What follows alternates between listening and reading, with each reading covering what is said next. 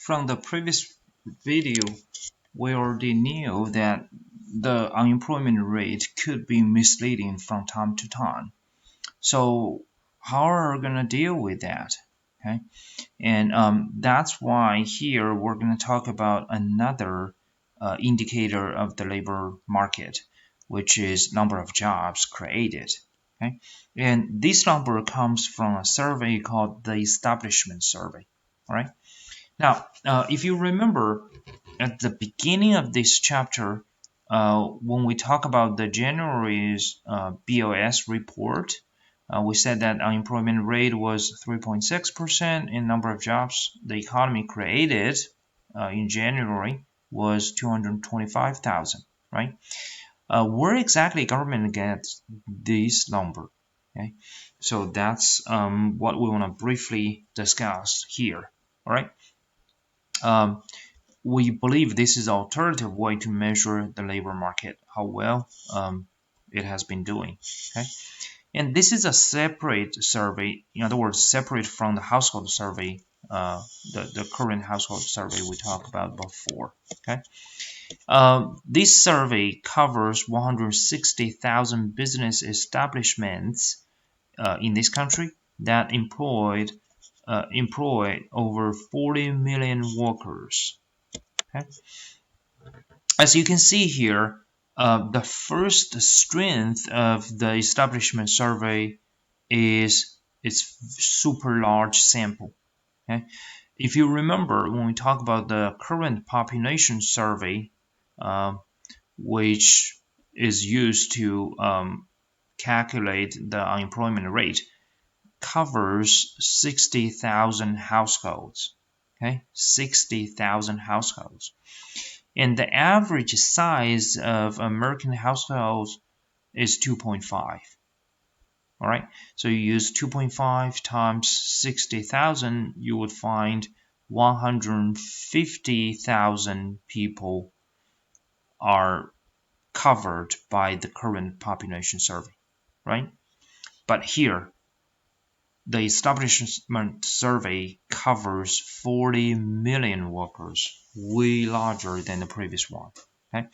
If you already took Math 207, general statistics, you will know that when we do statistical inference, we want our sample to be as large as possible.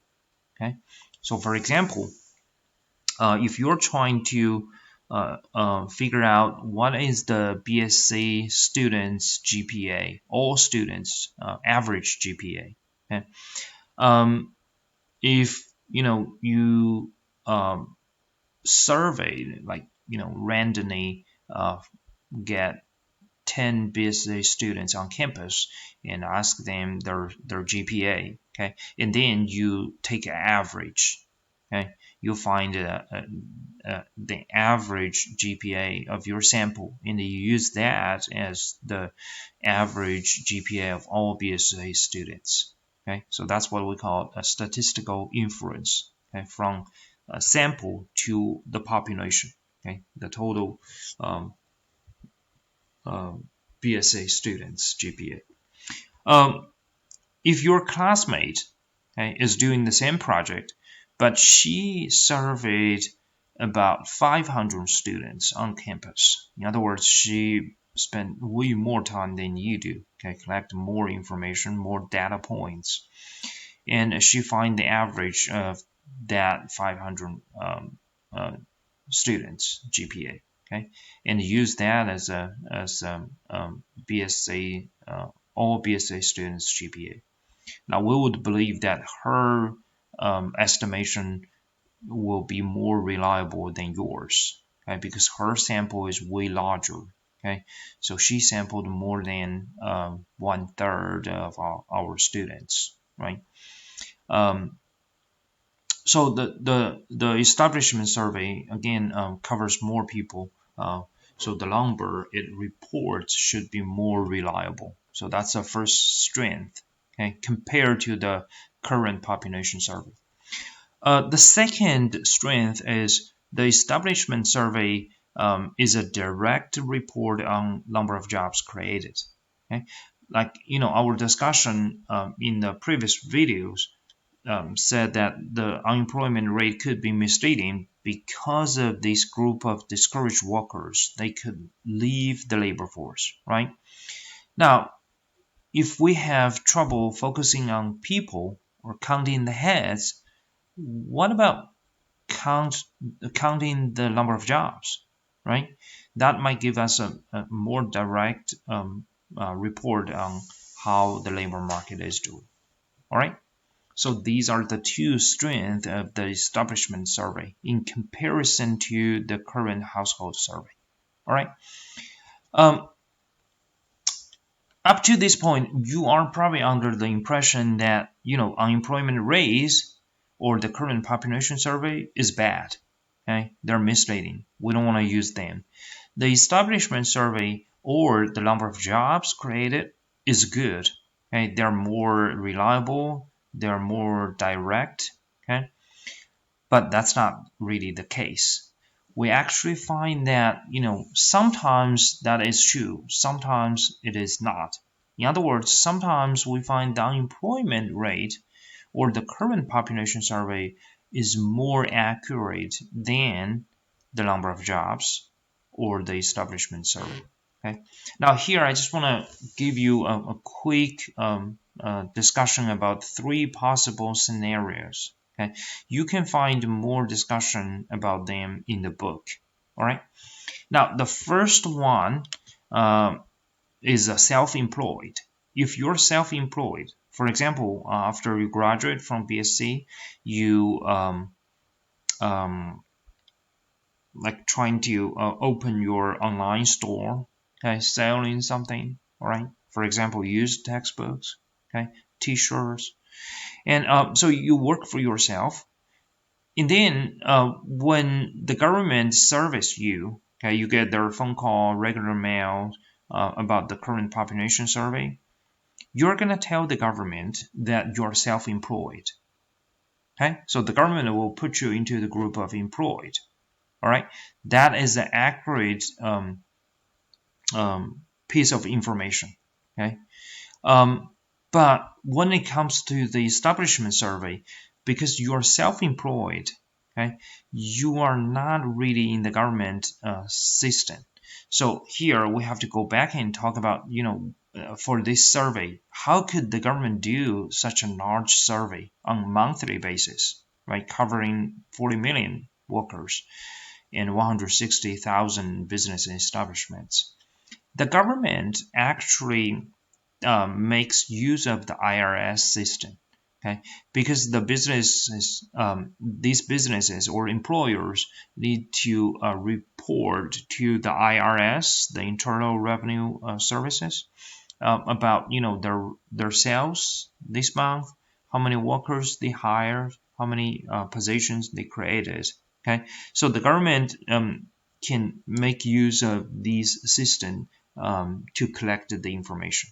Okay, but for most of these, online, small businesses, self-employed, they don't have any IRS records. Okay, so the government basically doesn't know you are self-employed.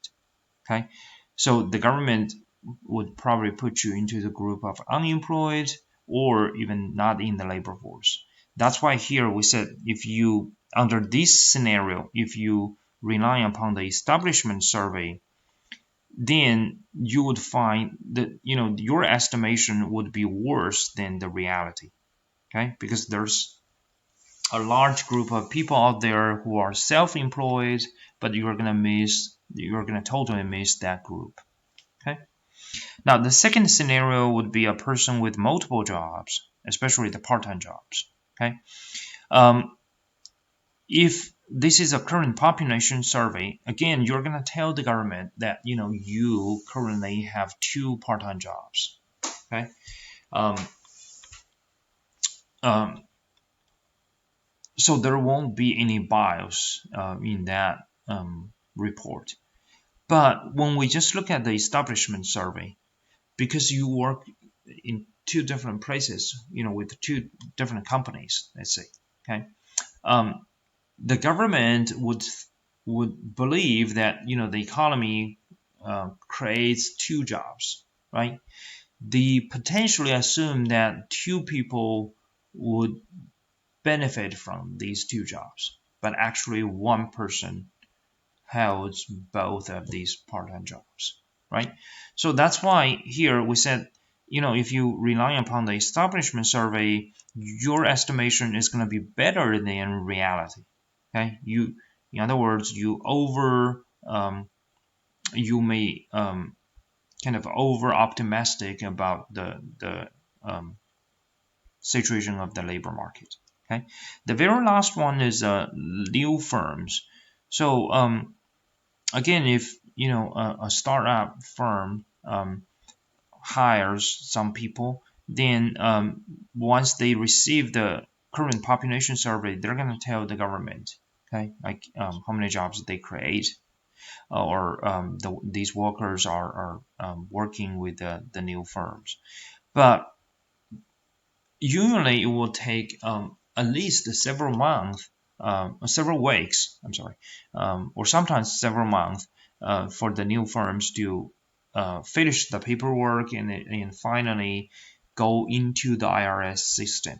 Okay, so during that temporary period, these new firms create the jobs for the economy, but the jobs they created do not um, uh, are not um, counted by the government. Okay, that's why here we said again, according to the establishment survey, your estimation is going to be worse than reality. Okay, putting together here, the most important point we want to see is the unemployment rate, which is based upon the current population survey, and the number of jobs created, which is based upon the establishment survey, are complements, not substitutes.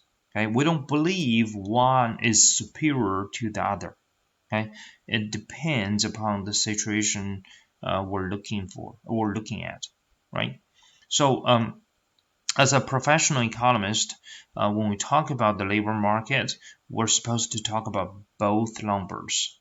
If you hear someone just look at, just talk about the unemployment rate, that is not right.